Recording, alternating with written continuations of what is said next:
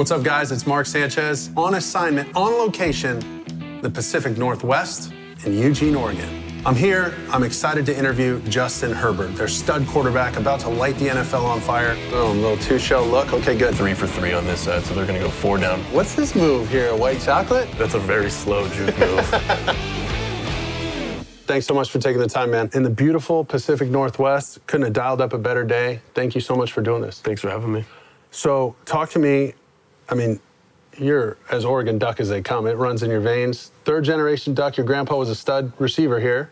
You go here. Your little brother, your dad. Correct. What was growing up a Duck fan from right down the street? I mean, how far from this facility do you live? It's you can see there's a Slocum Orthopedic Center, and it's about. That's you. Right there. It's a little bit farther. But, I see your parents. No, that's your dad right there. Hey. Right there. Wave to him. No, it's really close. So we'd actually walk to all the games. Oh, wow. And were you wearing an Achilles Smith jersey? Who were you wearing?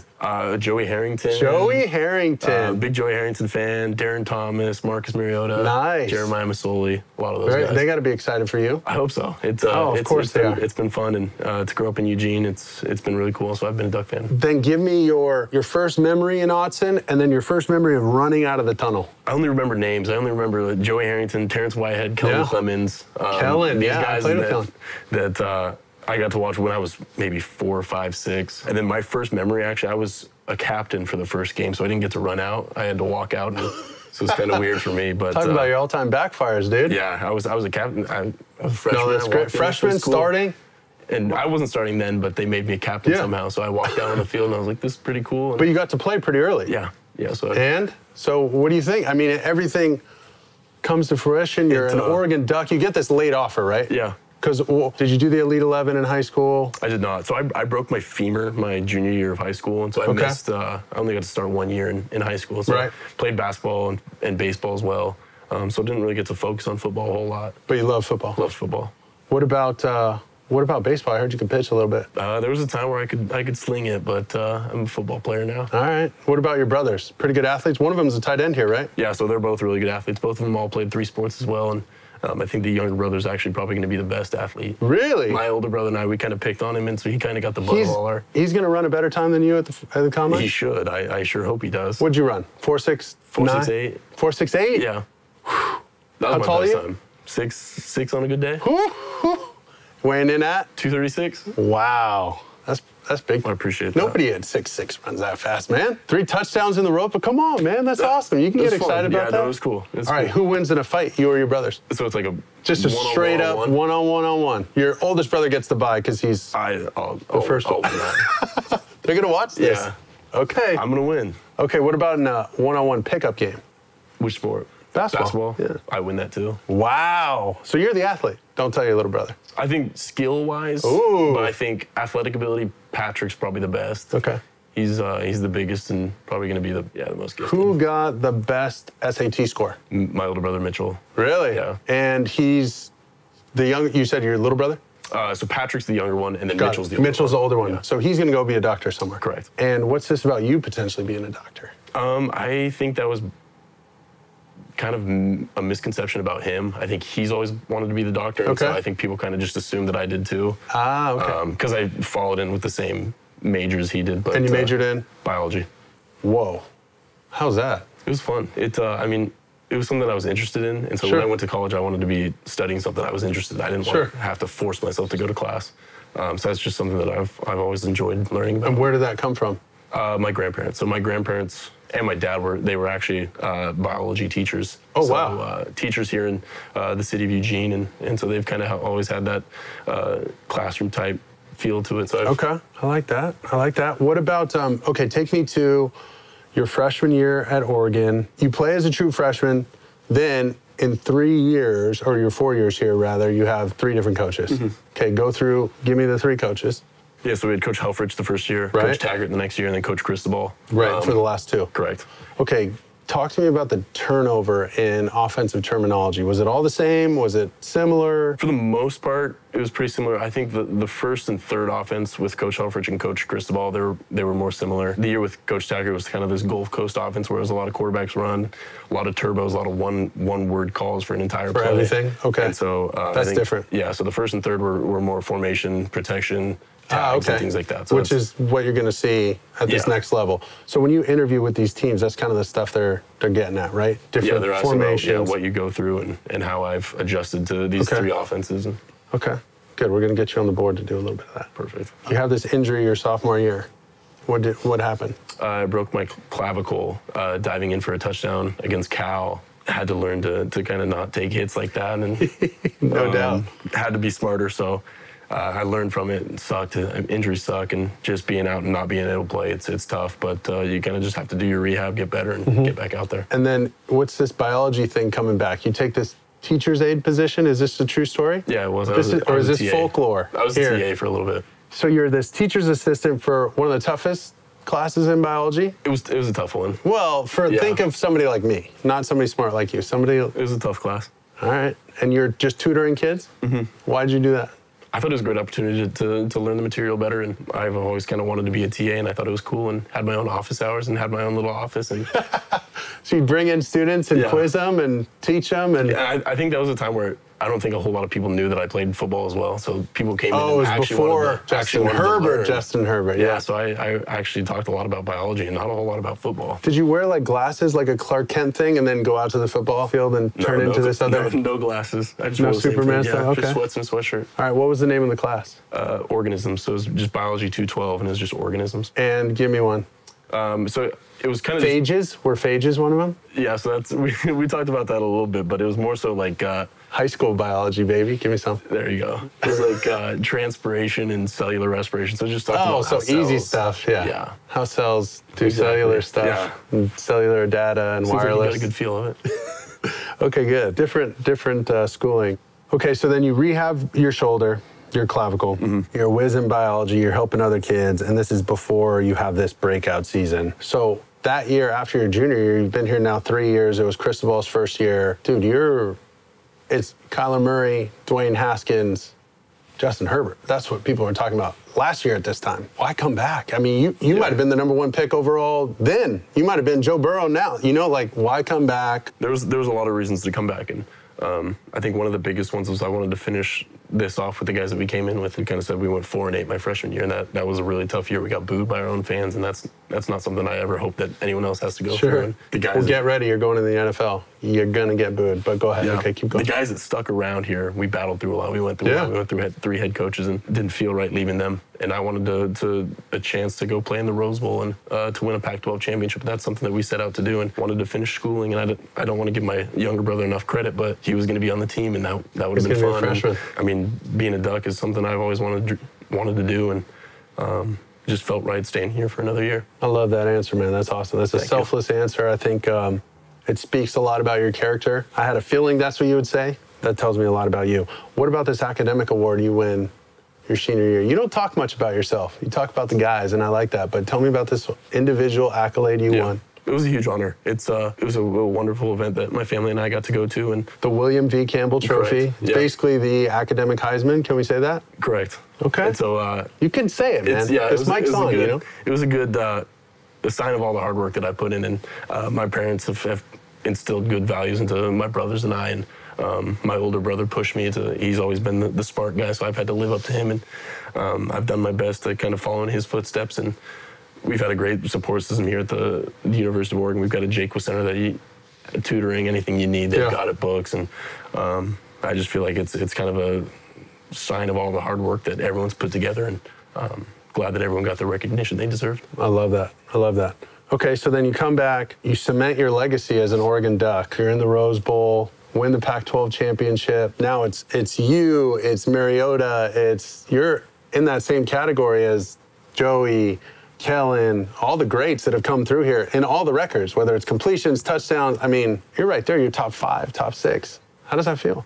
It's a huge honor. I feel like it's still not real. I mean, those are guys that I grew up watching. And right, your idols, your heroes. I had their jerseys and everything. I'd go to their game, and I remember trying to go down on the field, see them. But it's so surreal, and to be here and to go play in that game, and it doesn't get any better than that. And that's exactly what I wanted to accomplish when I came back. That is pretty cool. We're going to talk a little bit about this next process, this draft process, this combine. What was the weirdest interview question you got? I know, dude, I remember being in that seat. One team lined up like bowling pins. There were 12 people, and the first person was a psychologist.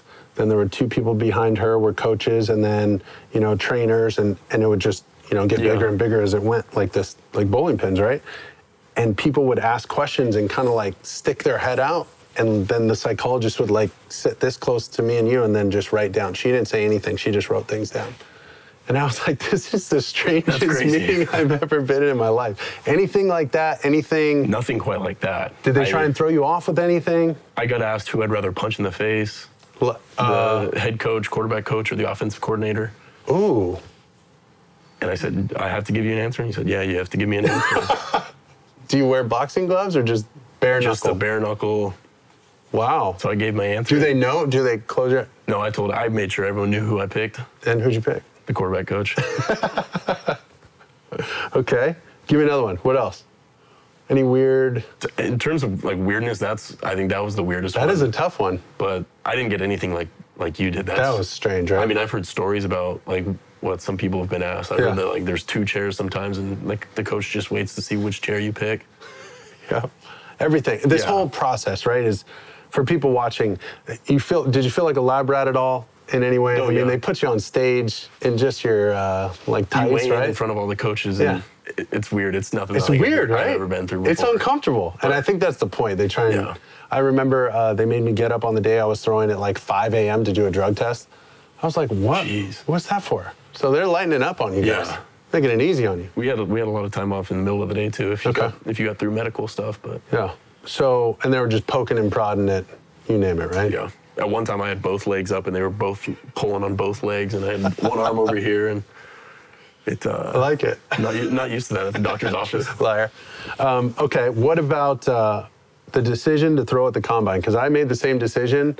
I remember Stafford did not throw that year. He was, you know, the Joe Burrow of that class kind of thing. And take me through that. What was the conversation like with either Dave Dunn or Justin Schulman? And how'd you feel about it? Yeah, go ahead. I think there was never really a decision. I think it's just something that I always planned on doing. And kind of like the Senior Bowl, there was never really a question. That was just something I was going to do. This is what I'm going to do. Just go compete and have fun. And I think this entire process is about giving a good look of who you are and being honest with people. And I don't want to hide anything. If I'm not really as good as I think I am, then there's no need to hide it. And I need to go be honest. And I need to go throw the ball around and have fun. And, you know, I didn't throw as every ball that I would have liked. And there's some that I want back. But which one? I'll shoot a lot of them. I think there's a hitch to the left that I skipped on the ground. There's some outs that I left behind the receiver. And I think the deep balls were good, though. And there was some good stuff out of it. And I learned a lot and went there and had fun. And I'm glad I threw. Because from the media side, just so you know, he threw the crap out of the ball. Well, thank you. Everybody was impressed. They picked the right ones.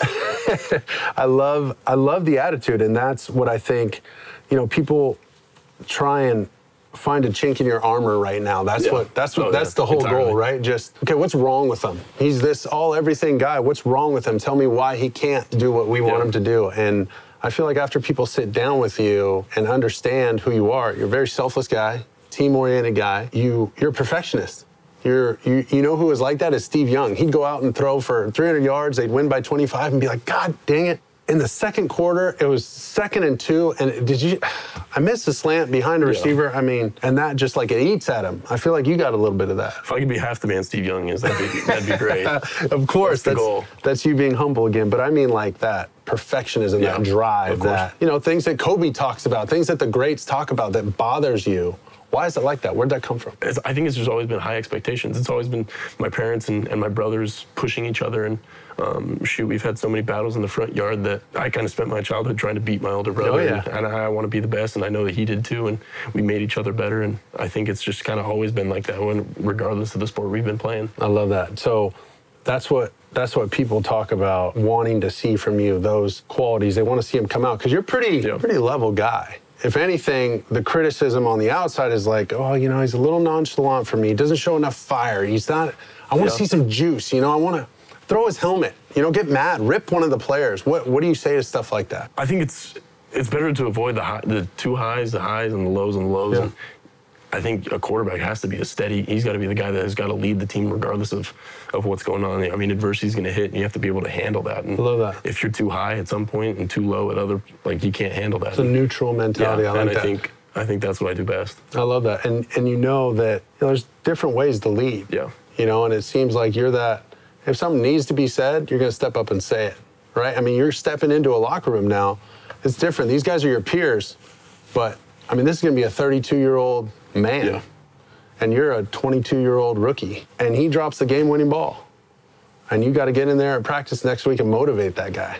Or, you know, this offensive lineman jumps off sides on a 3rd and 5, and that's a turning point in the game. And shoot, you know, we were in field goal range, now we're out, now you got to bail them out. I mean, how do you envision your leadership style, handling situations like that? Because that's what everybody wants to know. They want to take this 10-minute interaction and project that over a 10-year period and say, is this guy our franchise guy? What do you say to those kind of situations? How are you going to assert yourself as a leader? You have to be genuine. You have to be yourself. You have to be real. Authentic. And you don't want people to see you as someone you're not. You don't want to step out of your skin and have people think you're fake and things like that. And what needs to be said needs to be said. And at the end of the day, it's about winning. It's not about feelings, and it's never personal. I love that. But you have to be straightforward with people, and when something needs to be said, it needs to be said. And I think people respond to advice and criticism in different ways, and you have to kind of find that out. You got to be a good people person. You have to find your way. You're almost a psychologist in the huddle, man. Yeah, there's certain guys you can jump on. You can rip a guy to shreds. Certain guys. And other guys they'll don't. Fold up like a cheap suit, man. So that's kind of what I've had to figure out here is you get guys from all walks of life, and you have to find out, how does this guy respond to that? How do I get this guy to run that route? How do I mention this? And it's a process, but it's what the quarterback has to do. I love that. And you got to invest your time in those guys, man. Really invest your time. And it seems like you care about it. I love that. I'm going to get you on the film. I want to show a couple plays from the Rose Bowl, and I want to do one quick whiteboard exercise with you, kind of like combine style, to let people see what goes on. Is that cool? Let's go do it. All right, let's do it.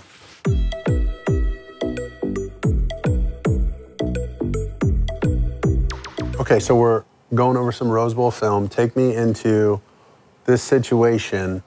You're down 27-21 to Wisconsin, right? 4th quarter, you're in field goal range, right? You're down 6, or right on the fringe of field goal range, and you got a crucial 3rd and 2. You guys call a little sprint out? What we can do here is we can't take a sack. We can't knock You knew where I was going? We can't knock ourselves out of this field position, and what we're hoping with this play, when we called it, is we're looking for man coverage, and it's a pick route. Right. So it's a quick sprint out. It's supposed to be a quick pass, and so what ends up happening is here they drop in zone, and my brought the corner on your backside, First read's covered, so I go to the second guy, and I go back down low, and ticker starts going off in my head, so I know I have to get out of there. And what I should have done here is I should have thrown it away, end up trying to make something happen, I get sacked. Yeah.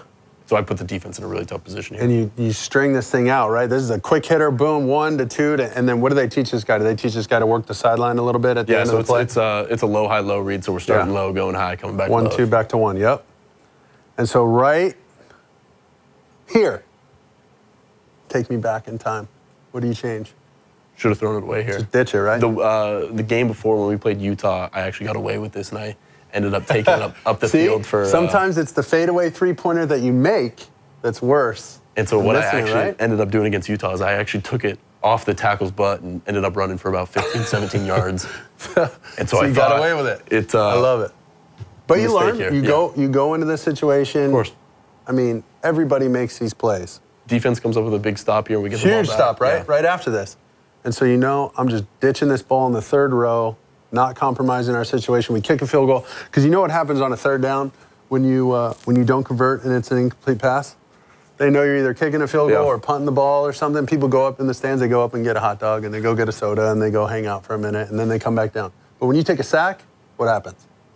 Place goes bananas. Yeah. Everybody's freaking out. Everybody's high-fiving, spilling their beer on your parents by accident. You know what I mean? So, what we could have done here is, even if it's incompleted, it's 4th and short. We can go for it again. You save your coordinator the opportunity to go for it, right? So you know, in this situation again, you're ready. You're ready for that. Next time I'm throwing it. I love that. I love that. That's being critical of yourself is very important, especially at this next level. You got to be able to do that. Okay, so then defense comes up with a huge play, gets you the ball back. 1st and 10. So we talked about the last play. You take a sack, boom, you're out of field goal range. Now you got to punt. But we also talk about having a short memory, right? Almost amnesia of sorts at this position, especially at the next level. You make a bad play, you got to turn the page. You make a great play, you got to turn the page. What did you do to get back in the right mindset to rip off a run like this? You got to forget it. You got to forget that mistake you made. I put the defense in a tough position, but they came through, and knowing that we're back out on the field, and I feel completely comfortable with the guys we have out there, what we're doing, the system that we're running. Just go out there, execute, and gave a great play. And this is a run. This is a read option, correct? Correct. You can give this thing. Looks like they brought a little pressure, huh? Correct. Looks like they're bringing the safety there, number 2. You get your pull key, right? And what is this all about? What's this move here? White chocolate? What is this? That's a very slow juke move. Well, it's fast enough. What's up with this? Hash number sideline? Yeah. You know it, dude. You know how to run. What are you thinking right here? I'm thinking I'm scoring. Oh my God, oh my God, oh my God. Yeah. Is this, you think you're scoring? I think so right there. And then. And what about the block right here? How about the scoring Those guys block? running down, and that was great. This is impressive, man. Very next play, are you kidding me? Your very next possession? That's how quick That's awesome. That's exactly right. That's exactly right. This thing's a marathon, not a sprint, and don't get too low. Just like you said, don't get too high, don't get too low. What's up with this at the end of the play, though? I thought I was safe. I thought I was in the clear. And took your foot off the gas, bro. Watch this. Head on a swivel, dude. All of a sudden, it comes from nowhere. Let's see this juke move again in slow motion. Ooh, you got him. Little stiff arm to the ground. Here comes the scoring block. Look at these guys. How did this corner not catch you? I was running pretty fast at the time. Who are you looking at up here? You see your parents in the crowd or something? No, I'm just yelling. Right there's a photo and I'm yelling. Yeah. What are you saying? I have no. Screaming about. Yeah. Probably just a loud yes. Okay. Okay. So then, it's still going back and forth. You got the lead by a point. Here's a critical second down throw into traffic. It looks like you got a little shallow cross with a basic. Is that right? It's supposed to be an option route, so he's going to run in there and find a zone to sit down or move. That's expecting him to sit a little bit, sit a little bit more. No, but I felt comfortable throwing this guy, and he makes some special things happen. So I like that. Like your eyes, strong in the pocket. This is great. Let's see from the back here. See where your eyes go. What are you telling these guys right here? So just protection-wise, I think they were setting to the left here, and I wanted them to go right to this 57 right here, so we could to the get field that blocked up. Okay, very good. What kind of call did you make for that? So it's just a burn call. So our protection was Burn and Blaze. Yeah. And so Blaze is working to the left, Burn's working to the right. Nice. Very good. Just sit. Give me your hands, baby. Sit. But that's a great job bodying him up. Let him go fight for the first down. Very good. Then, where's the other one that seals it? The very next one. There's a run. Boom. Now, you guys basically need, right? You need a first down. First down to win it. First down to win it. Here we go. Here's the 3rd and 3. They got no timeouts, just over a minute. 1 first down wins the game. This is it. This is everything. This is growing up a mile away from campus. This is everything you've ever dreamed of. And on this 3rd down, what's this cornerback doing off the ball? And like that? well, this. What are they doing? This isn't supposed to happen. Is this supposed to be a run? No. So what this is I'm going to clap, and we're not supposed to snap it unless they jump off sides. And he doesn't jump. There's no flag, so Doesn't completely it's not jump. a free play. Oh, okay. And so we only snap it if it's a free play, and I'm going to take a shot downfield. Boom. So clap. As soon as they cross the plane, snap me the ball, and everybody takes throw off. A flag, free play. Like it. But no one jumped. No flag was thrown. And so They I were got awfully the ball. close. I got the ball, and I had to do something. I could either go down, I could take a knee. Right. Because I wouldn't want to burn it. We'd waste the. Right, you don't want to. We'd waste the play. Whatever you do, don't throw the ball away. And so I had to do something. And I think for a second, I think about maybe taking a knee. You can kind of see me go down a little bit. But then Juwan Johnson's standing right there. The corner's off. And they're bringing the farm, it looks like. And look at this.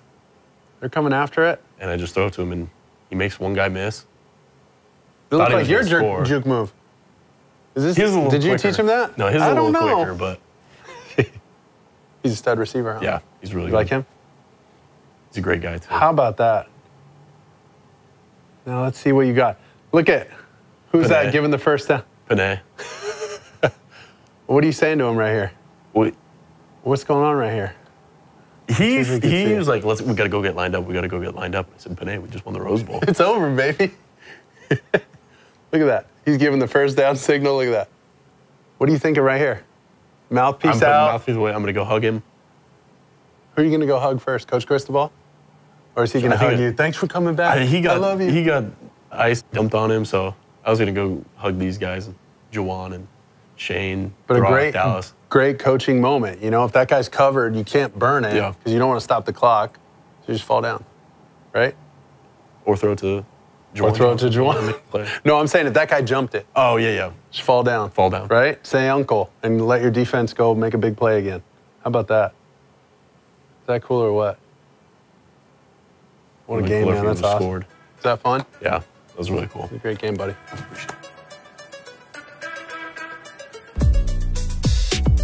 Okay, take me through. We got a little trips formation here. What'd you guys call this? Trio. Trio, okay. So let's go back week. And then in red, show me just a nickel 4-2. We'll go like a third down situation, 3rd and 6, 3rd and 7. Like it. Nose in your shade, nice.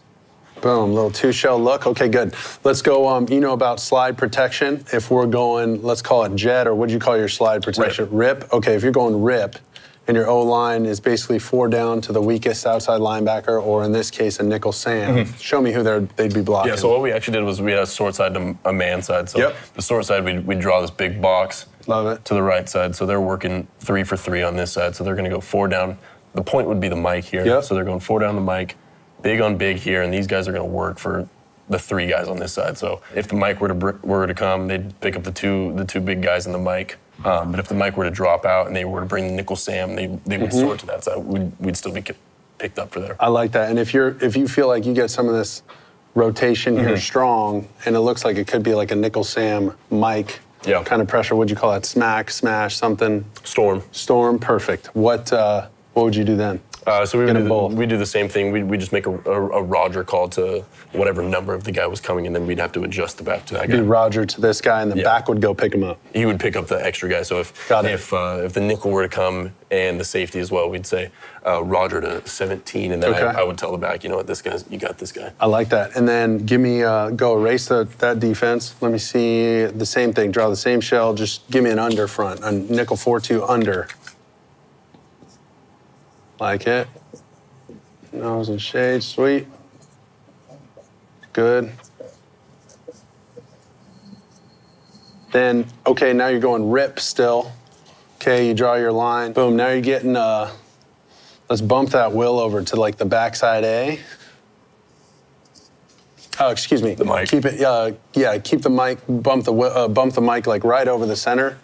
It's kind of a tweener, starting to get in that backside A. Boom, now you're getting the safety starting to creep down. Looks like a little bit of 4-week pressure. What's your answer for stuff like that? So what we'd do is we'd have to flip protection. I'd have to go up there and I'd say, easy, easy. We're going to go Liz here. Yeah. So instead of pointing this guy, we're going to point this guy as the mic. So the linemen are going to take 4 down. Nice. And now this guy. And so what we'd have to do here is we'd have to tell the back, you're the adjuster. So this safety were to come, they'd have 4 down the mic now. The running back would have to pick him up. I love it. And you'd maybe point that guy out, let him know? Just let him know. Hey, feel free to get the running backs. The running backs are pretty smart, so they had things covered. Very good. Very good. I like that. Okay, give me your favorite 3x1 play. My favorite play is a pure progression. Ran it quite a bit, actually. So it started with this inside seam out by the X. So this was like 18 to 20 yards. Okay, like a bench kind of route? Yeah, and so this was a wind seam by the tight end. So like you can flatten versus man or take it versus cover 2. So it's a little, we call it a little dodge route by the F. Okay, F dodge. And a big squire route, so it's 18 to 20. Yeah, big in. And so it was a pure progression, so we started 1, 2, 3A, 3B. So we started here, went all the way through. Pretty simple, and had the protection all managed up. And what protection would you run out? So it'd be rip or Liz. Same thing, source side, man side.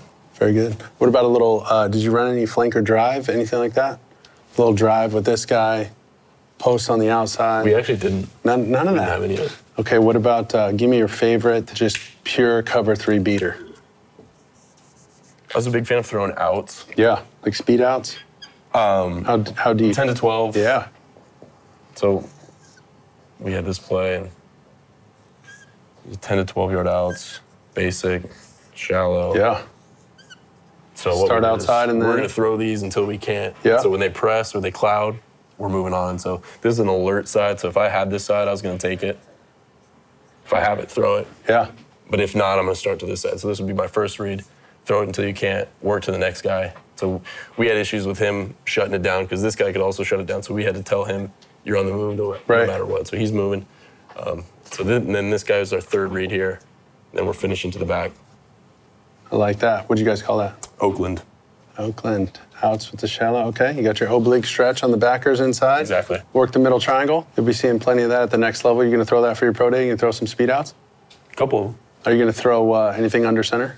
All of it will be under center, or most of it will be under center. Really? Yeah. Okay, very good. What about some play action stuff? A little bit, yeah. Past 14, past 15, some of that stuff. Ready to roll, man. You excited? Really excited. All right, good. We're excited for you. Appreciate Thanks it. for taking the time, dude. Of course. Thank you. Well, we just wrapped up with Justin Herbert, and I got to say I am thoroughly impressed with his demeanor, with the way he explained his leadership qualities. He has this endearing characteristic to him and quality to him that it just makes you want to root for him. He's a very selfless guy, all about the team, not a me guy, and I was impressed with that.